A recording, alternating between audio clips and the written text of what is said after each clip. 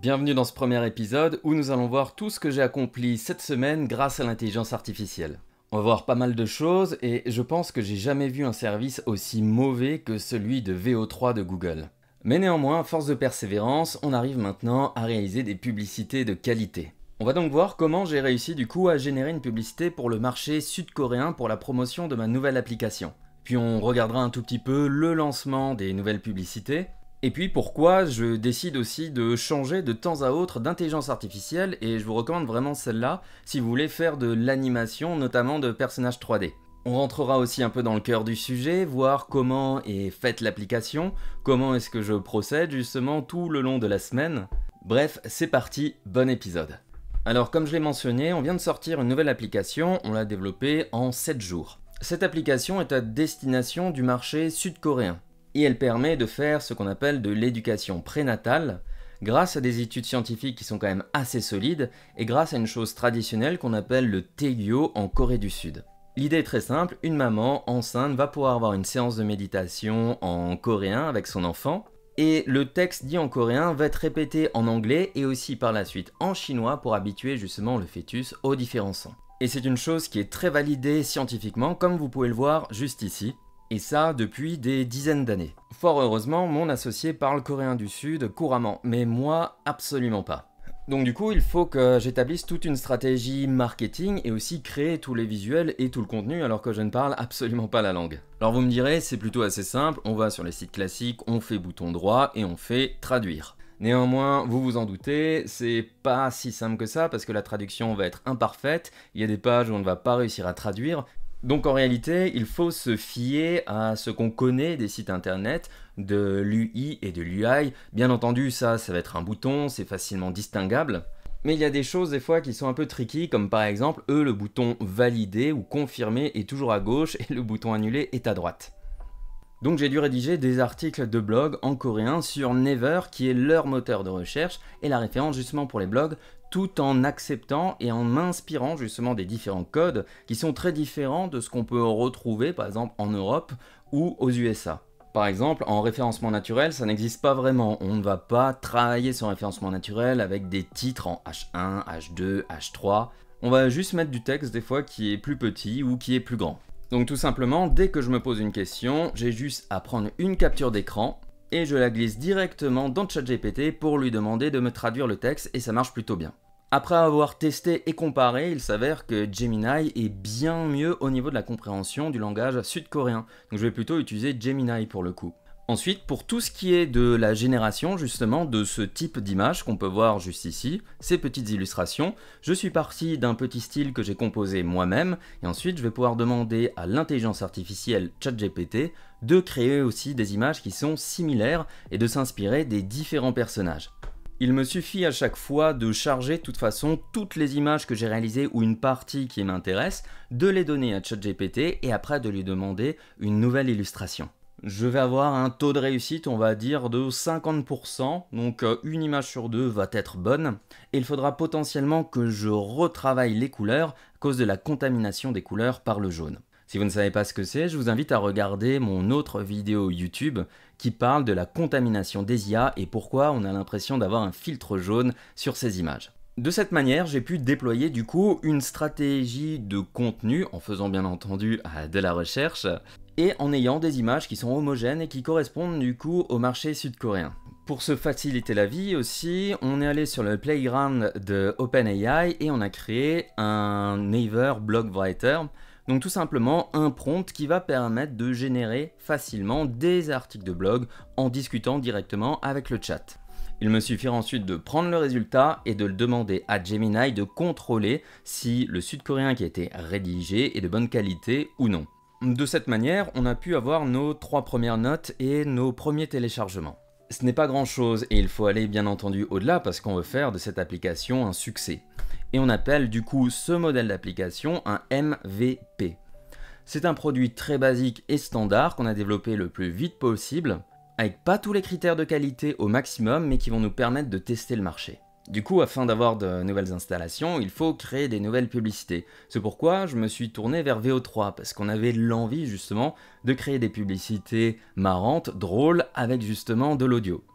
Mais force est de constater que tout ce qu'on vous montre sur internet de VO3, eh bien c'est peut-être le top 1% de ce qui fonctionne. Du coup, je vais vous montrer le résultat final de cette publicité et vous allez voir ensuite toutes les vidéos que j'ai dû générer qui étaient absolument catastrophiques. Et tout ça est très manuel, mais ça me plaît vraiment de revenir aux basiques et de relancer tout à partir de zéro et de pouvoir créer plein de choses grâce à l'intelligence artificielle. La vidéo qu'on a décidé de faire est à destination, bien entendu, des mamans coréennes qui sont enceintes. Le but est de créer une publicité très dynamique avec énormément de surcharge, où on montre la maman qui essaye de faire le maximum pour que sa grossesse se passe bien.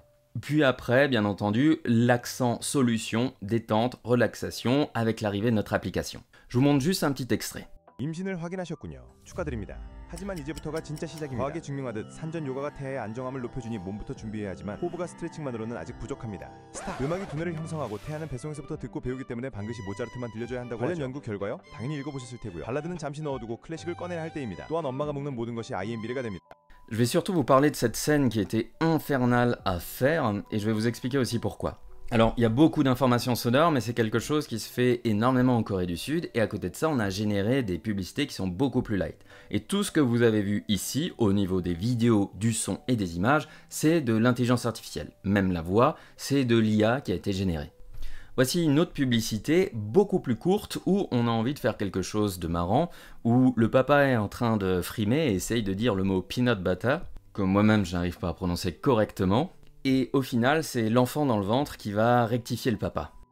자기야, can you pass me the peanut butter? It's pronounced peanut butter, Daddy. 헐, 믿기 어려우신가요? 하지만 과학은 Ensuite, vous avez tout le déroulé de la publicité. Alors, on pourrait très bien se dire, en voyant les résultats de VO3 sur Internet, qu'on génère ça justement en quelques clics.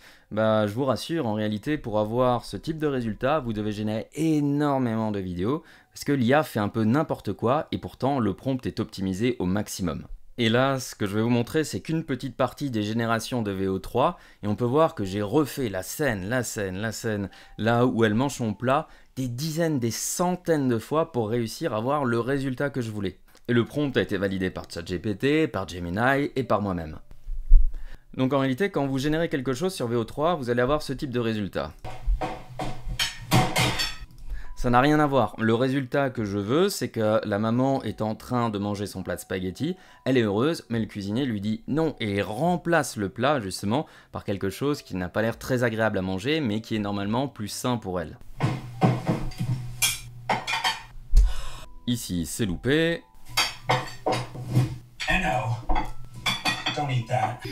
Qu'est-ce qu'il fait avec la jambe? Donc je parle même pas de celle-ci. Ou de celle-ci, dès le début, c'est déjà loupé.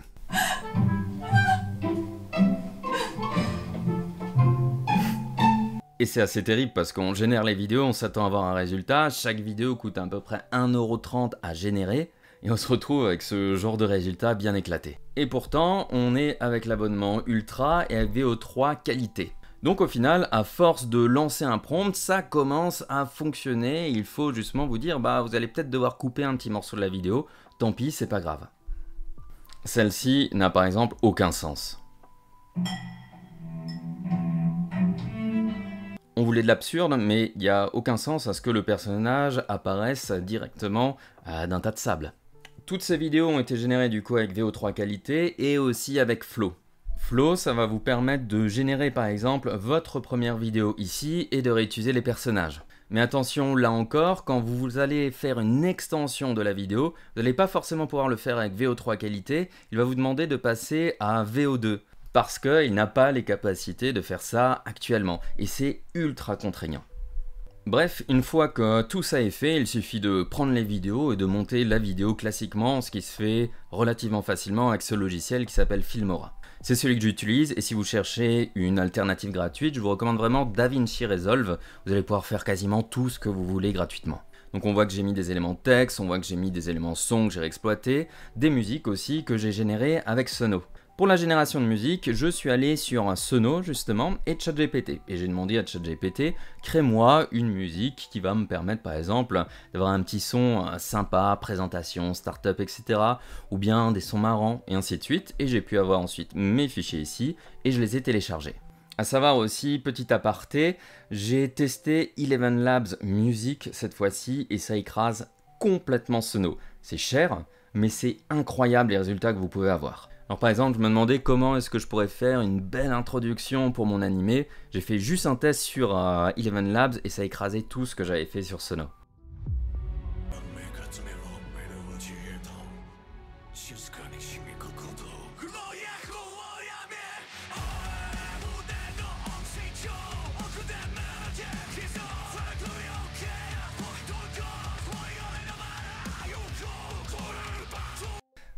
Ça a néanmoins quelques problèmes, c'est au niveau de la prononciation. Je vous invite à faire un test en français, en anglais, peu importe, dans votre langue native, et vous verrez que ça a un accent très américanisé pour l'instant.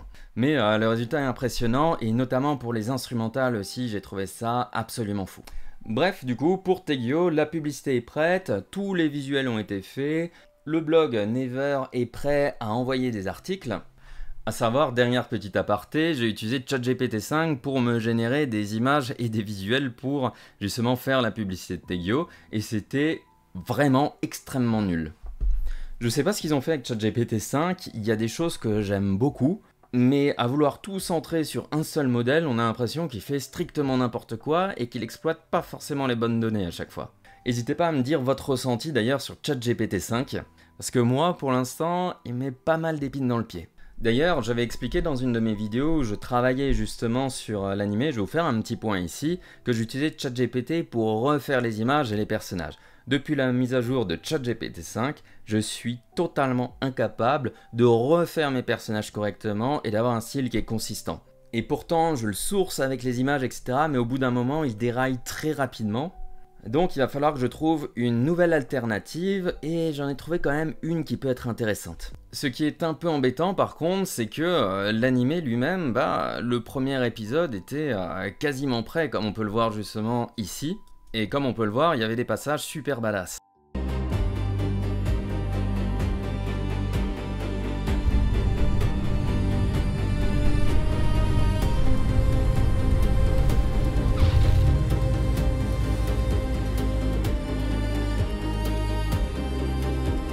Mais si j'arrive pas à rectifier le tir, eh bien je vais devoir tout refaire. Et c'est quelque chose qui risque d'arriver assez souvent avec l'intelligence artificielle, mais c'est comme ça, c'est les règles du jeu. Car même en entraînant par exemple un LoRa, donc vraiment un modèle qui va être entraîné à recopier mon style, je tombe pour l'instant sur des performances qui ne sont pas bonnes et des résultats qui ne sont pas bons non plus.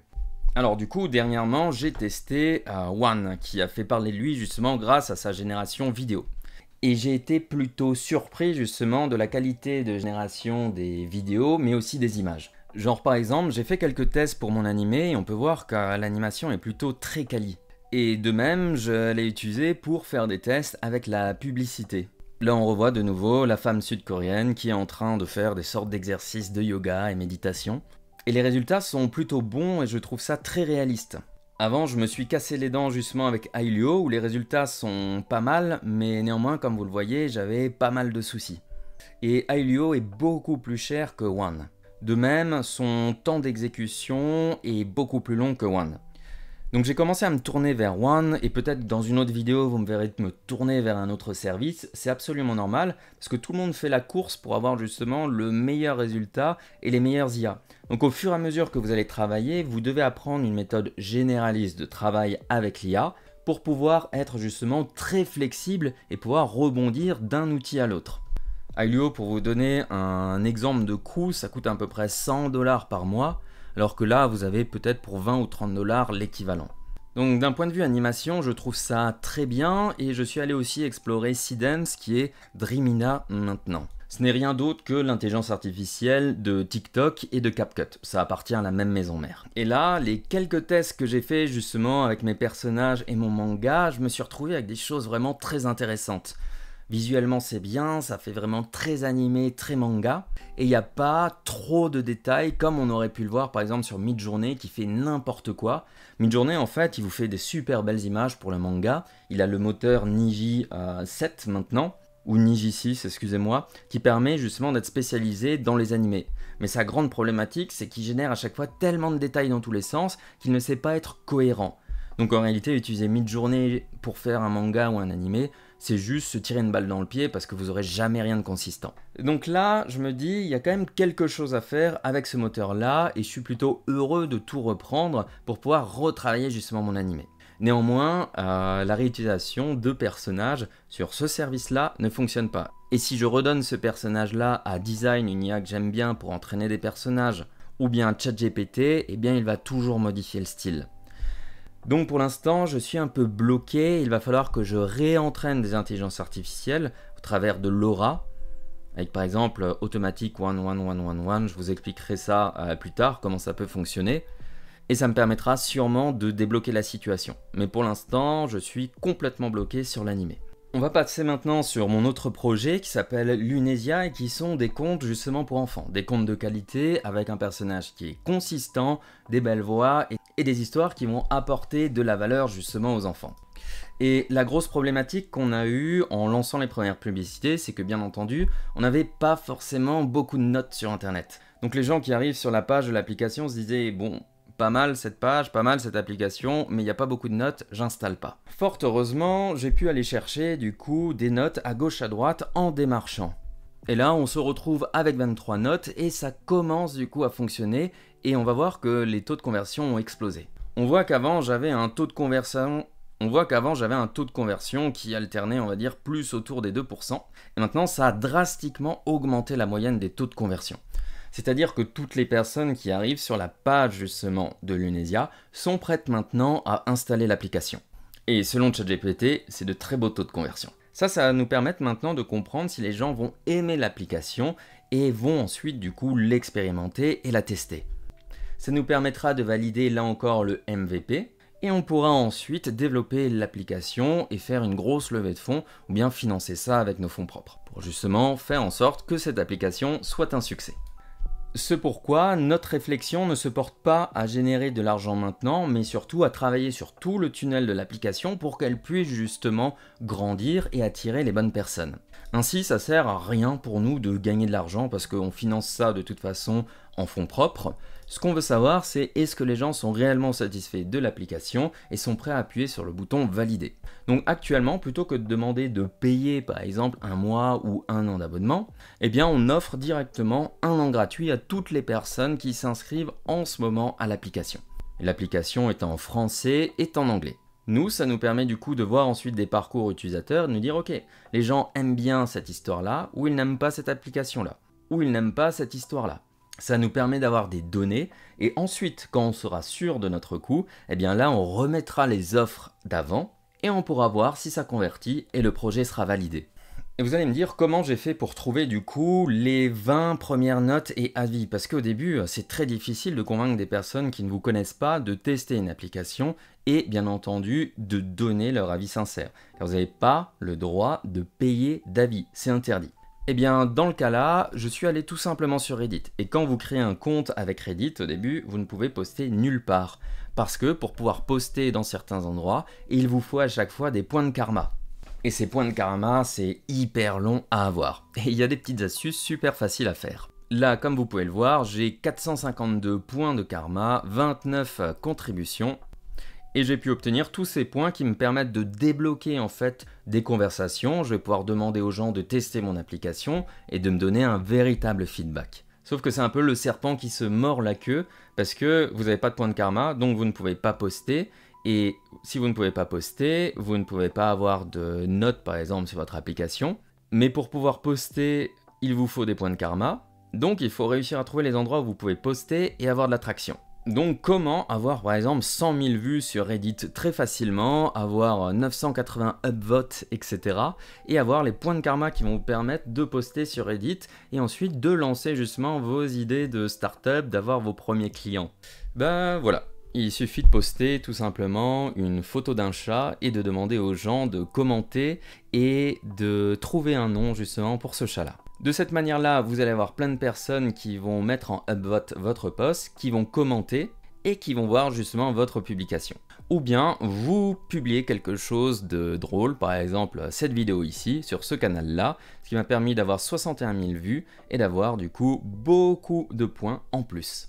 Ça m'a pris 5 minutes à faire ça et ça m'a débloqué absolument tout pour avoir les premières notes.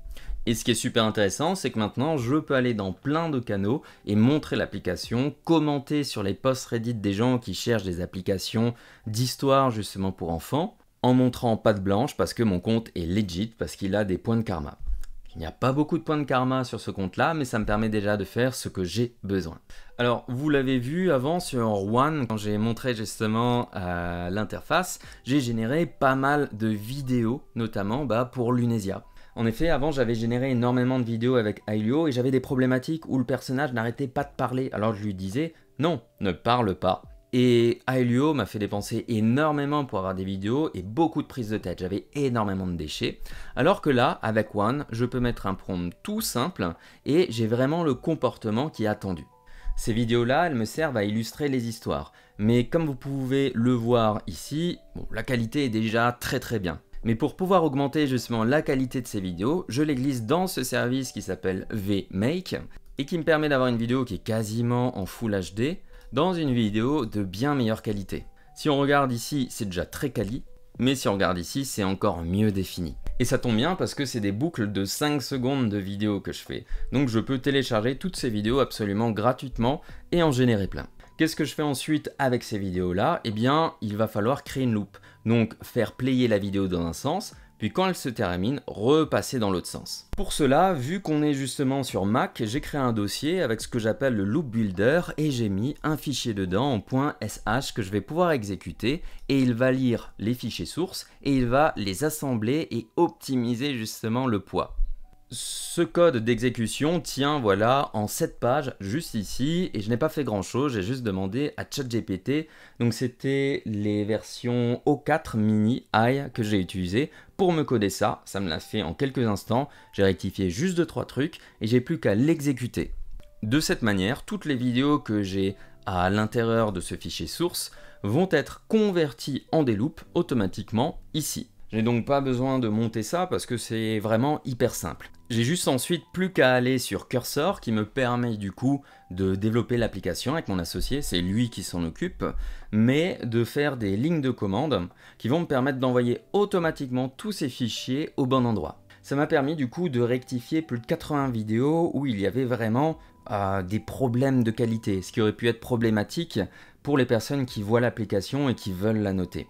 Donc il fallait absolument rectifier tout ça. De même, on s'est rendu compte que les histoires des enfants, qui sont en format .json et qui ressemblent justement à ça, vous avez à chaque fois une vidéo, une scène, la phrase en anglais, la phrase en français, eh bien des fois elles étaient trop longues. Donc j'ai redemandé à Gemini de me retraiter justement tous les livres et il me l'a fait justement en quelques secondes. Ce qui me permet d'avoir des histoires qui sont plus courtes, beaucoup mieux justement pour les enfants et qui sont plus performantes. C'est ce que vous pouvez d'ailleurs constater juste ici. Je lui donne à chaque fois le fichier JSON qui représente une histoire et il la réoptimise à chaque fois avec le nom de la musique que je lui ai donné, bien entendu, qui a été généré sur Sono. Puis les éléments qui correspondent à ce qu'on a défini avec mon associé dans l'application, et bien entendu tout dans un anglais et dans un français qui est parfait et qui s'enchaîne sans bug. De cette manière-là, j'ai vraiment des histoires de qualité qui apportent de la valeur aux enfants, avec une belle voix off par-dessus qu'on génère là aussi avec Gemini. Et j'ai juste à faire ces quelques manipulations qui me permettent vraiment de faire des choses qui m'auraient peut-être pris des mois à faire tout seul si j'avais eu envie de maîtriser tous ces métiers-là. Donc voilà, moi je vous propose de... Donc voilà un peu pour les nouvelles et voilà comment je travaille du coup quotidiennement. Je vous invite à tester justement l'application Lunesia et à me faire un feedback dessus, ce serait vraiment super important pour moi. Je vous laisse le lien dans la description et tous les différents services que je vous ai montrés ici sont aussi en lien dans la description. J'espère en tout cas que ce premier épisode vous a permis justement de voir un peu tout ce que j'ai accompli dans cette semaine, de vous inspirer, peut-être de débloquer des situations et de voir que voilà, il faut sauter d'un outil IA à un autre, il faut comprendre son fonctionnement. Des fois, on perd tout, comme moi par exemple pour l'animé, il faut recommencer et c'est toujours pour le mieux.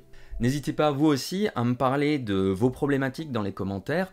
Mon envie vraiment avec ce type de vidéo, c'est de faire un échange avec vous et de vous débloquer justement sur tout ce qui est lié à l'intelligence artificielle, sur des sujets de création de projets, artistiques, entreprises, peu importe, je suis à votre disposition dans les commentaires. Prenez soin de vous et de vos projets, ciao!